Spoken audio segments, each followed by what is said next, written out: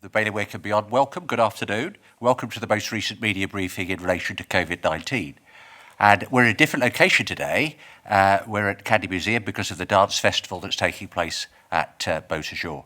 And I think that in itself speaks volumes for the success so far over the last 10 months of the way that both you and the bailiwick and those that have responsibility for bringing in the regulations have acted and reacted that we can have such a wonderful festival. Nowhere else could.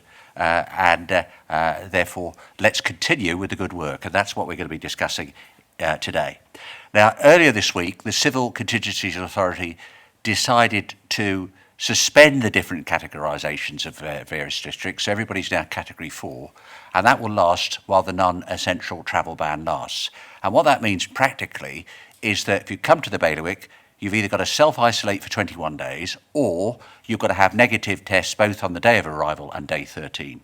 And that will continue until the relaxation of the non-essential travel.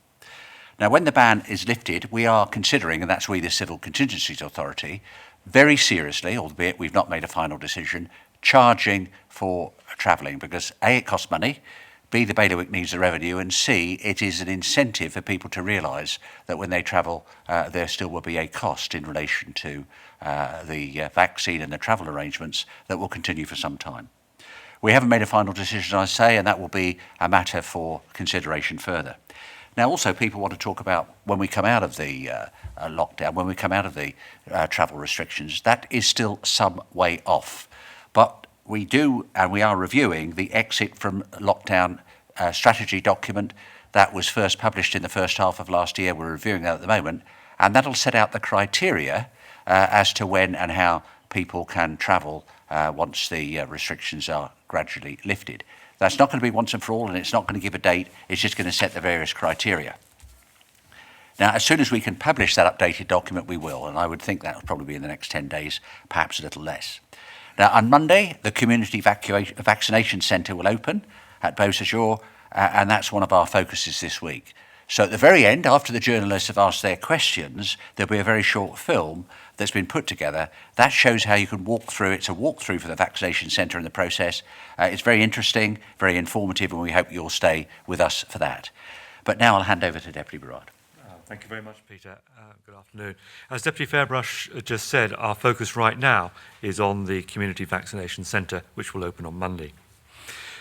My health and civil contingency colleagues were invited to a preview of the vaccination centre on Wednesday, and what we saw was very impressive and will make significant inroads into our ability to vaccinate large numbers of islanders.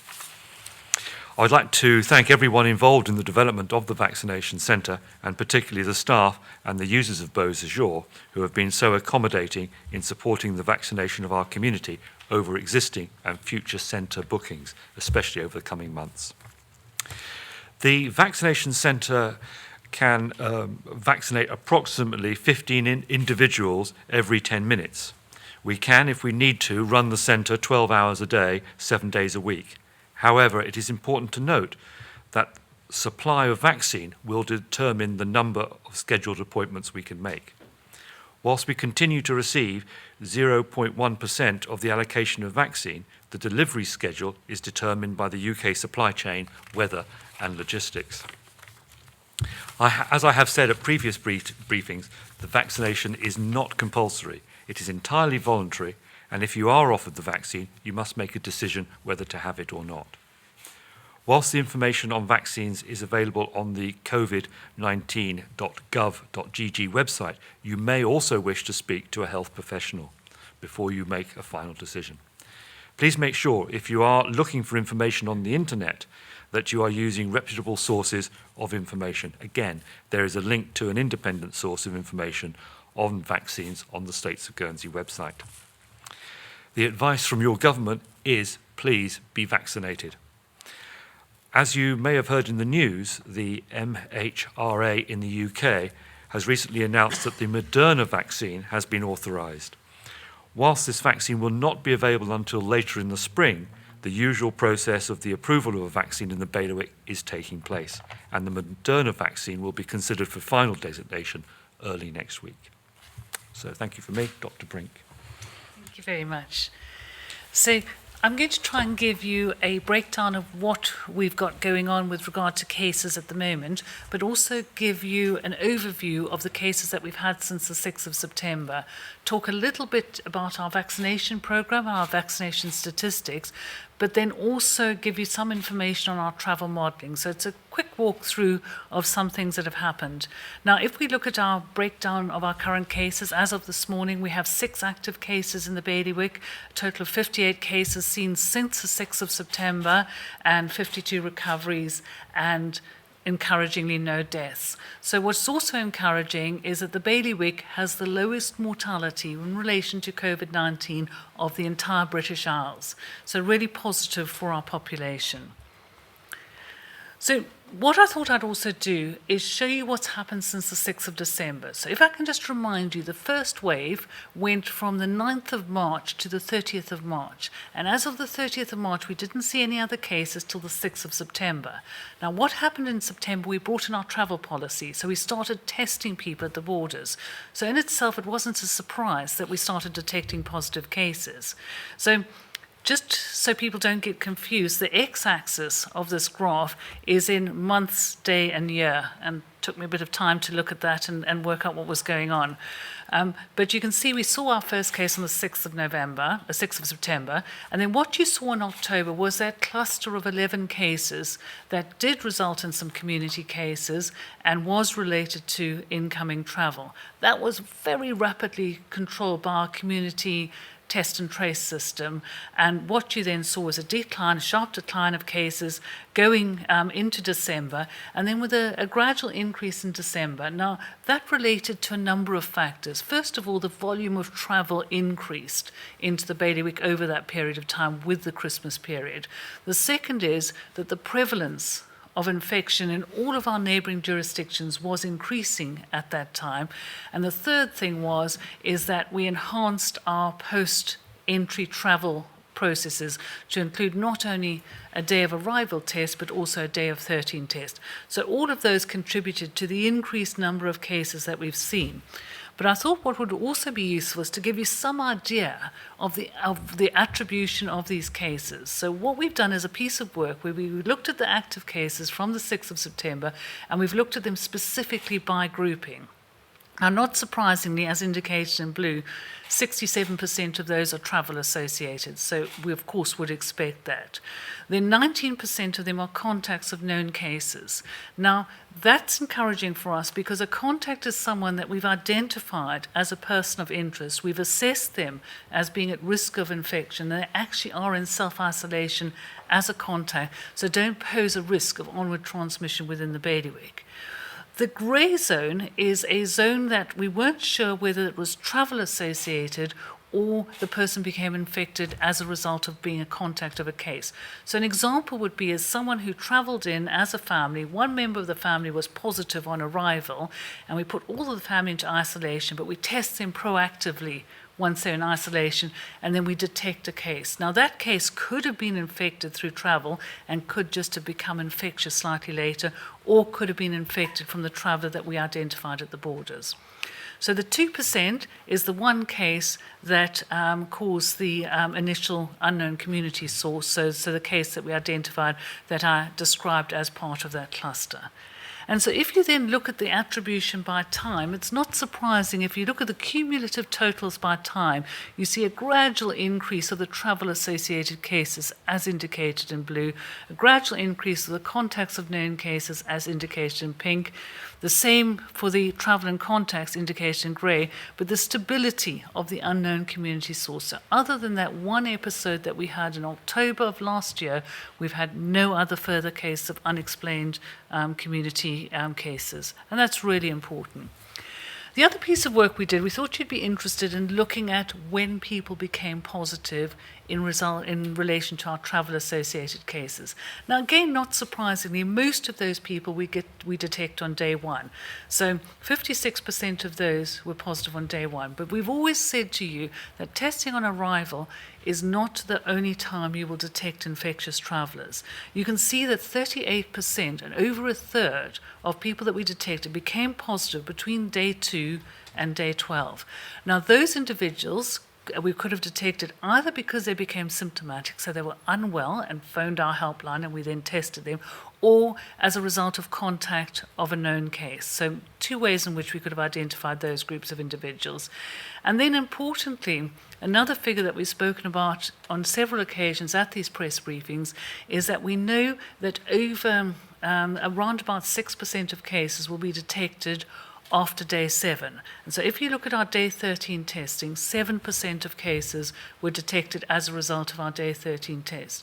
So really no surprises there, but highlights the importance that day of arrival testing forms one way of detecting infected travellers, and we need to be vigilant of people becoming infectious and infected in that 14-day period post-arrival.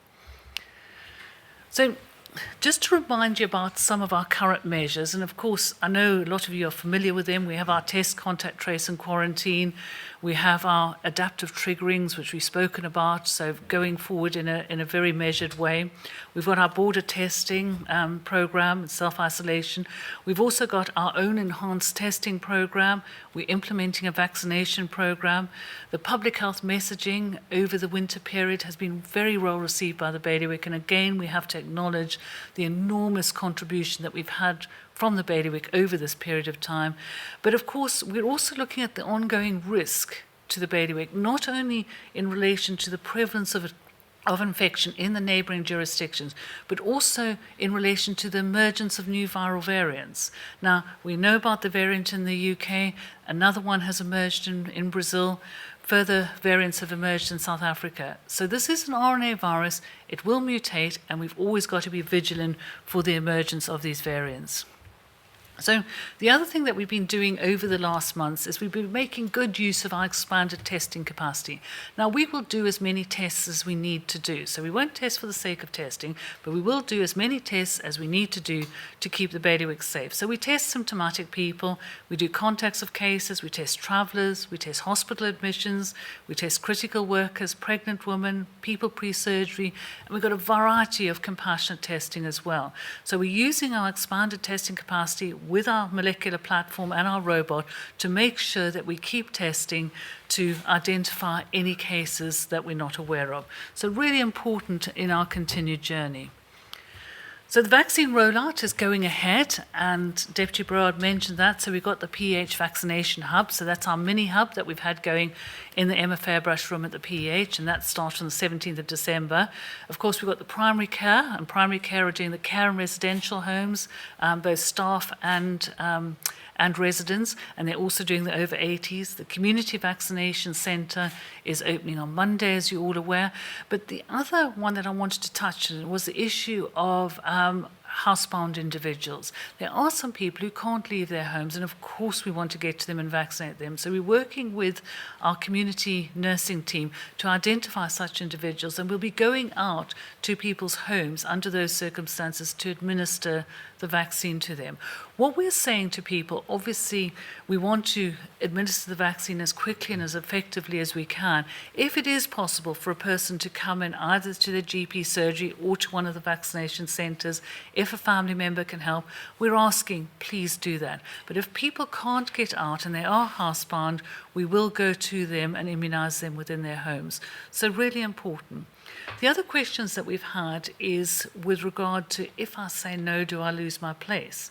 Now, the vaccination program, as Deputy Burrard said, is entirely voluntary, and we want to stress that. So if someone is uncertain, we'd really encourage them to get advice from their GP, from any other sources that they felt appropriate, but reputable sources. There's further information on gov.gg. We're happy to discuss any concerns that people may have. So that's important. But if someone is still uncertain and says, well, I don't want to be immunised at the moment, it is, of course, our recommendation for them to be immunised. But if someone is uncertain and they decide not to be immunised at that time, they're very welcome at a later time, if they change their mind, to phone the number that they get on their letter, and then we'll arrange for them to be fitted into one of the later slots. So we want to be as flexible as possible to help people get into the programme. We've also had questions about, if someone's been immunised and they travel back into the bailiwick, does it affect their self-isolation and testing requirements? And the answer is, at this point of time, it's no. If someone has been vaccinated, they have to then self-isolate and be tested at this point of time according to our border policies. So I think that's important. So the vaccine statistics, we've been rolling out Group 1A and 1B, which is the residents and the care homes and the staff. We've immunised all of that group of individuals. There are a few people that we couldn't vaccinate at the time because they were unwell, and we will go back and vaccinate them at a later date. So there were a couple of people for various reasons that we couldn't, but the vast majority we've delivered.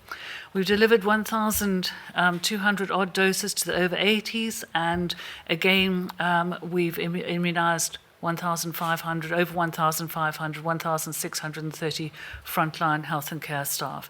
There are another members of different priority groups that have been immunised. Now, this represents a group of individuals who were immunised for a particular clinical need, and I don't want to go into the circumstances because I don't want to identify any individuals, but also if at the end of the day we have residual vaccine because someone hasn't come, been unwell, unable to take up the vaccine, we don't like to waste a single dose of vaccine, so we're very careful about then trying to get as many people as we can immunised.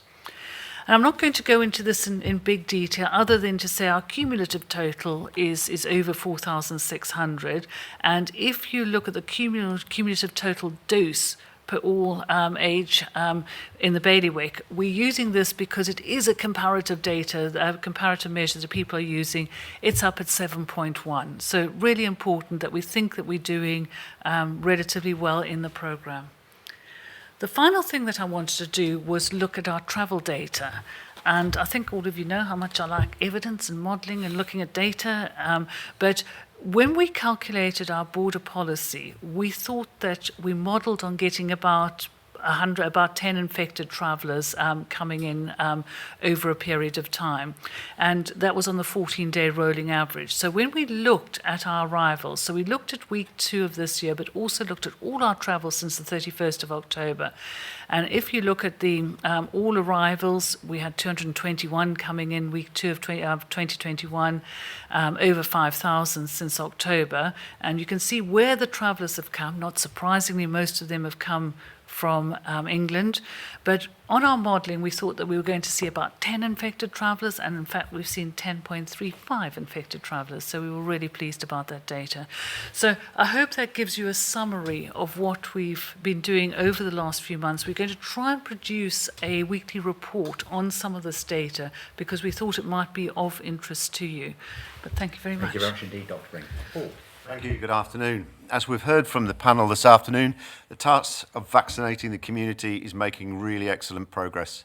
Following quickly on from cohort 1, we have now sent 2,651 letters to those eligible to receive COVID-19 vaccine in the 75 years and over cohort. More than 1,200 people have called and booked for both their first and second appointments. Letters are being sent out in batches, so please don't worry if you haven't received yours as yet. We're grateful for everyone who has prioritised their appointment and fitted around the available spaces. This makes scheduling far easier for the team. You need not turn up significantly early for your vaccination, as you will be called forward as per your allotted appointment. If you or a family member have received a letter, please call and make your vaccine appointments as soon as possible. If you don't wish to have the vaccine, please tell us. You can call the Vaccine Contact Centre between 8 a.m. and 8 p.m. each weekday and between 8 a.m. and 12 p.m. on both Saturday and Sunday. If you call at a time when lines are busy, please bear with us and call back later. There's plenty of opportunity to call when the lines are less busy. The Community Vaccine Centre has the capacity to deal with the volumes and cope with the supply of vaccines given. When we have it, so will you, as quickly as possible. Since we announced the introduction of essential travel permits, we've received a large number of calls to the helpline and over 539 applications. The team are working hard to process those applications with over 273 now completed and 266 outstanding. Remember, these are essential travel permits. More than half are residents who have left the island before the regulations came in on the 12th of January. It's worth noting also that these applications are not all for imminent travel, but for travel spread out over the coming weeks. Applications are prioritised in date order to ensure that we are able to get back to the traveller in good time before their travel date. You'll get your permit within 24 hours of travel. Please avoid calling for updates unless it's genuinely urgent.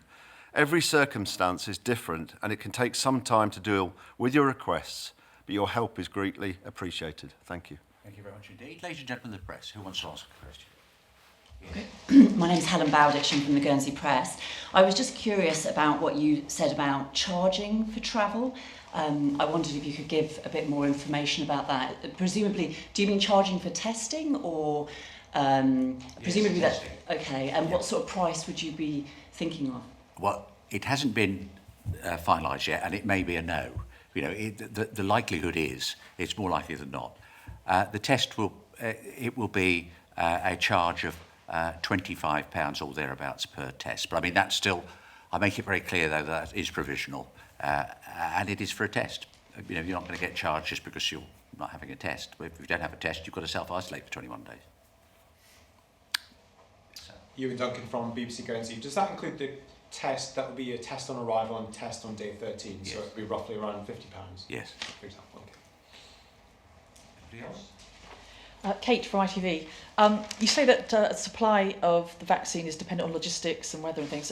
Are you taking active steps to try and open up that channel of vaccinations coming over? Yeah, well, I'll ask Dr. Brink in a moment, but we just to get a prescribed percentage of the vaccines that are available.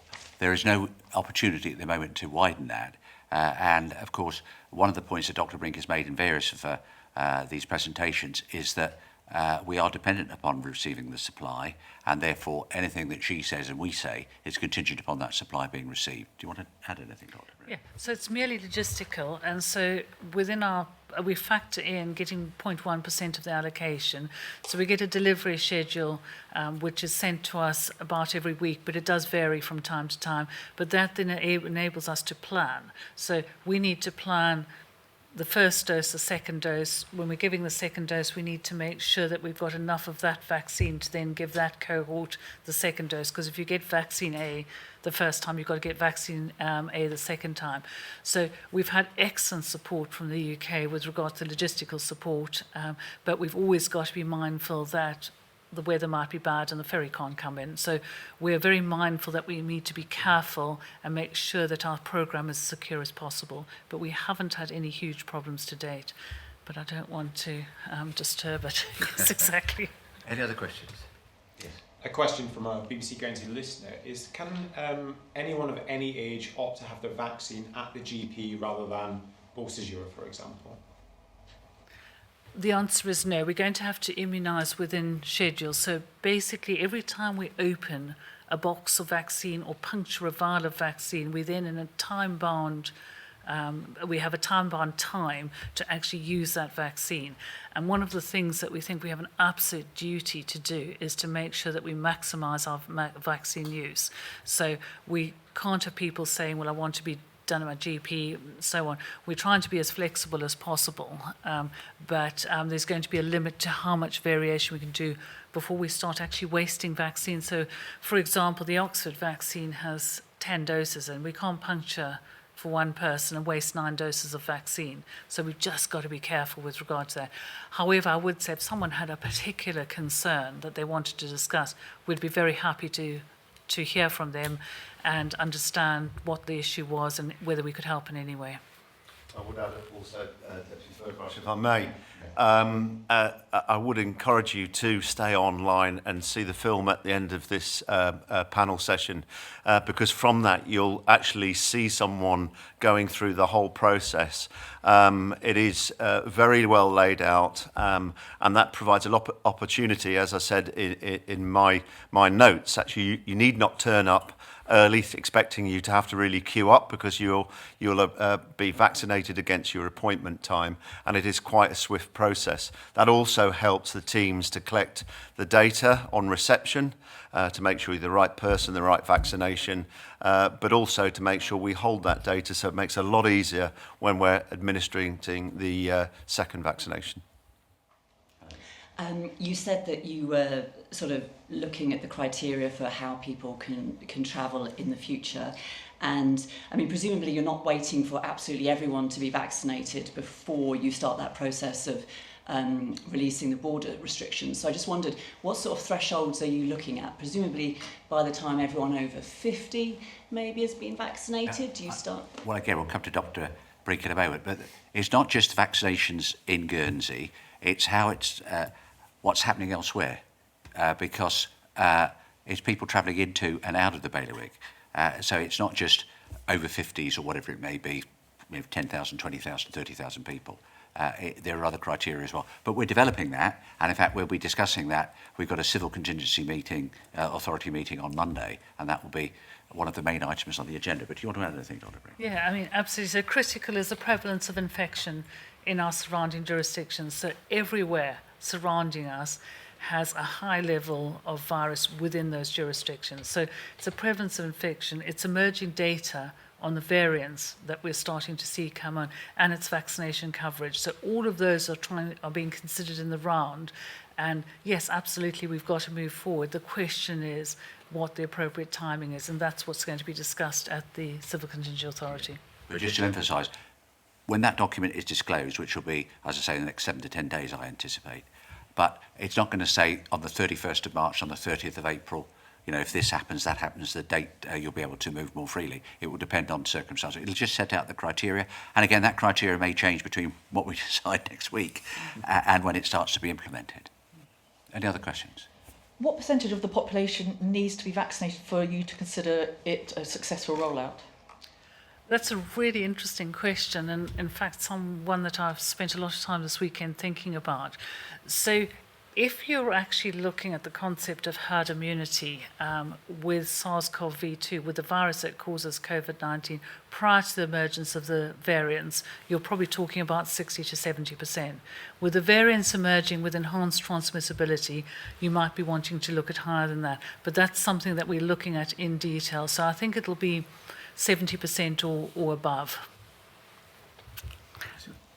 Just touching on something you said, Dr. Brink, you said at this time people will still have to isolate even if they've had the vaccine. Will there be a time in the future, judging by the words that you've used, that will no longer be the case, and how far away are we from that point? So if you look at the key aims of the vaccination programme currently, it's to prevent COVID-associated morbidity and mortality, so severe disease and death.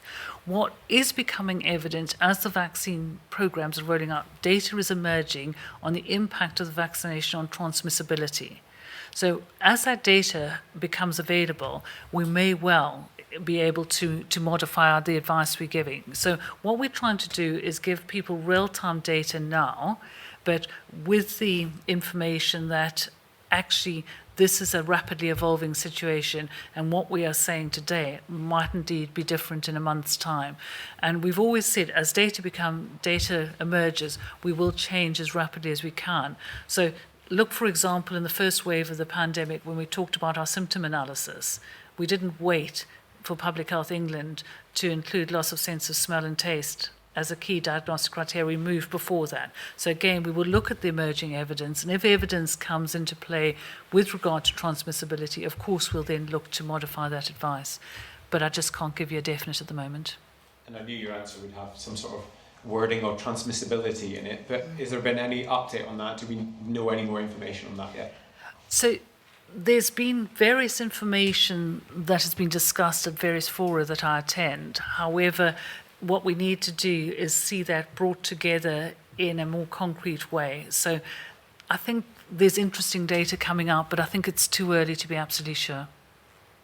Any other questions? Kit Gilson, ITV. In the timeline of the vaccines, now that they're here and rolling out, will the antibody tests ever be a part in that story? So it's not planned at the moment to make antibody testing part of the vaccination programme. Long term, it's not clear. Normally, we don't use antibody testing as part of a vaccination programme. However, we're in uncharted territory with this virus.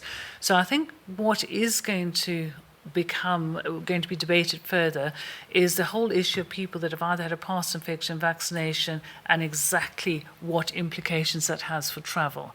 At the moment, it's too soon to say that, but I think over the next months, we'll get more data to inform that decision.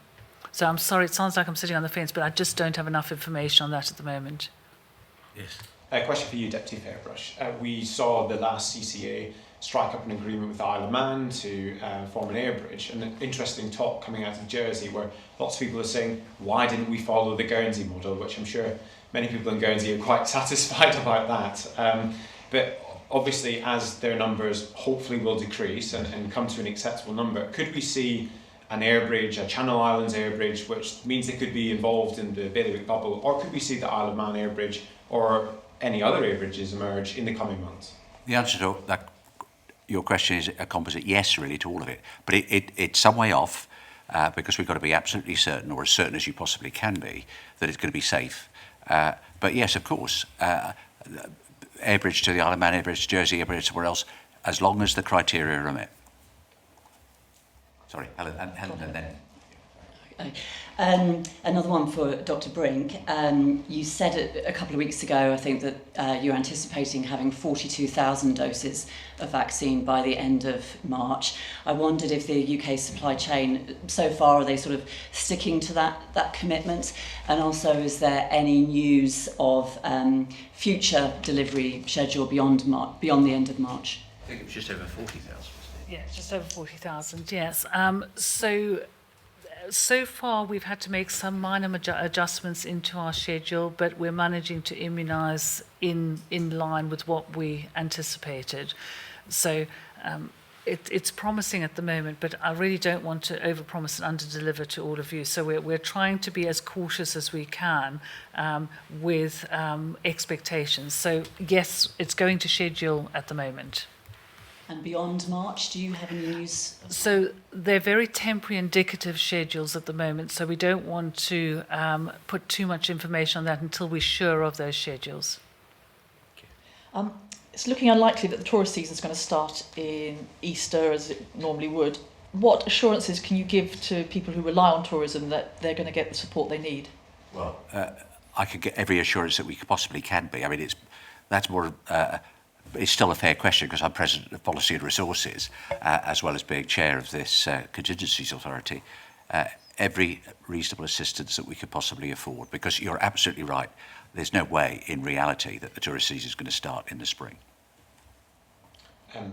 Ewan again from Oopsie Guernsey, that was an interesting phrase, that we can afford. Obviously, we know that the island's now in a completely different financial position to where we were last year when we offered, quite a decent amount to those in the hospitality sector, obviously nowhere near what they'd normally make. But is it reasonable to say they will get the same as they got last time, or do we have to be more realistic now with the finances? I don't want to hedge that question, and I don't want to change the answer I previously gave. It may be the same, it may be different. It really will depend on the circumstances, how long it's going to take, how much money is involved. But I want the hospitality and tourist sector to know that we'll give every assistance that we reasonably can. They're such a vital sector. They've had such a bashing, and it's not easing, and then we value them. One for Deputy Breward. You said a couple of weeks ago that non-residents would not be able to get the vaccine here, and I think there was some confusion about what who non-residents are sort of classed as, and does that include someone who comes over here maybe before the ban on some sort of short-term work permit? Would they be allowed to get the vaccine?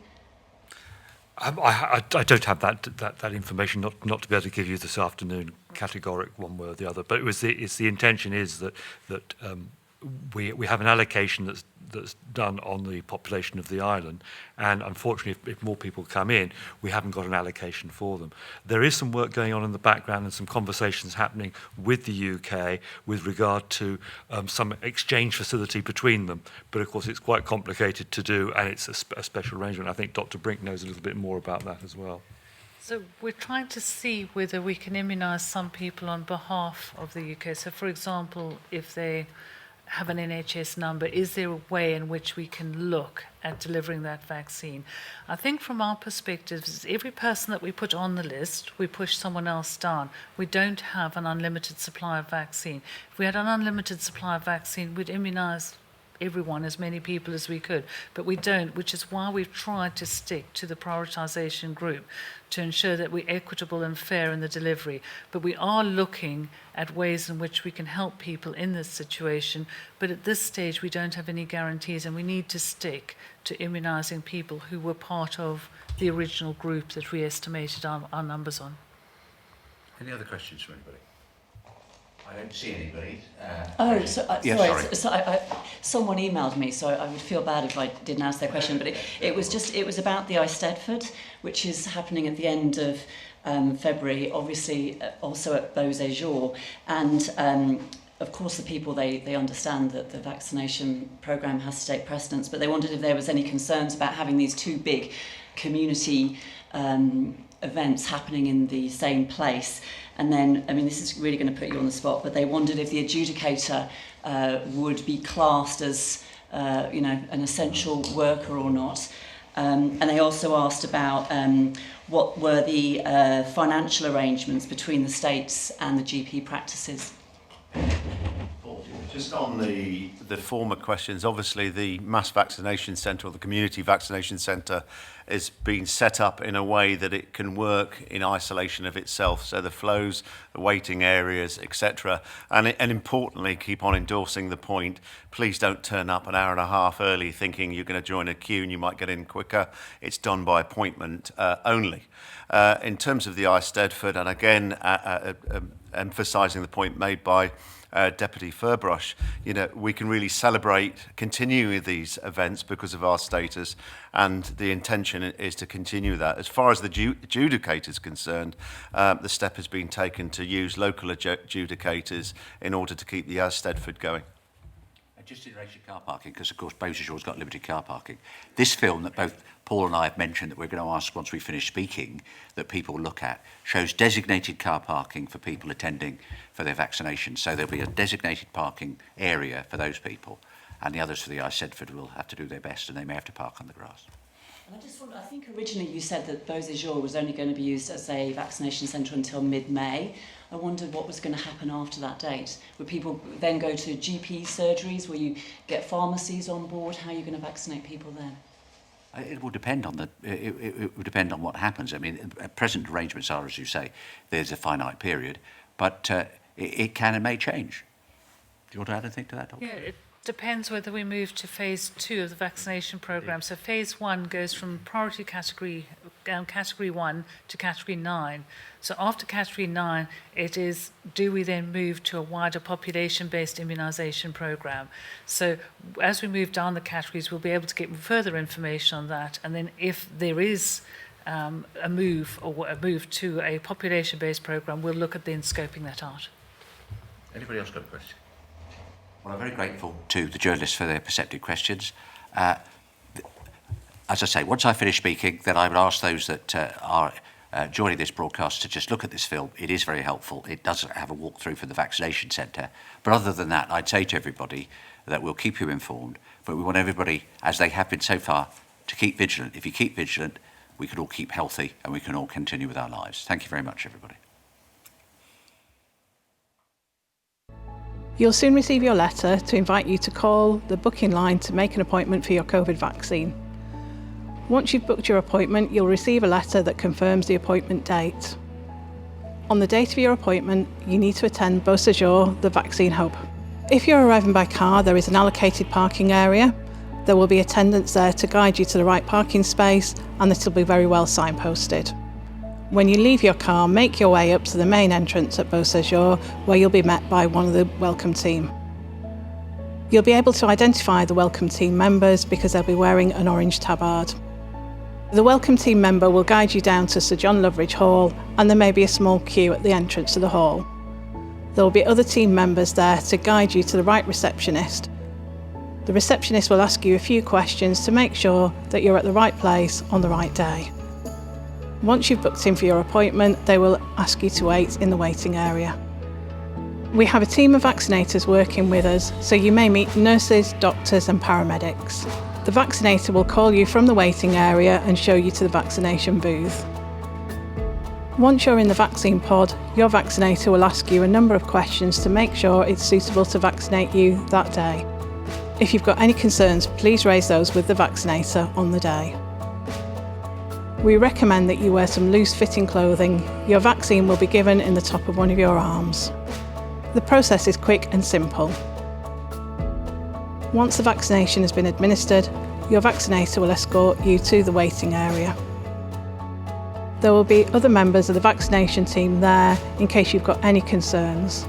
You may be asked to wait for a short period after your vaccination as a precaution. There will be a member of staff available who will tell you when it is time to leave the area.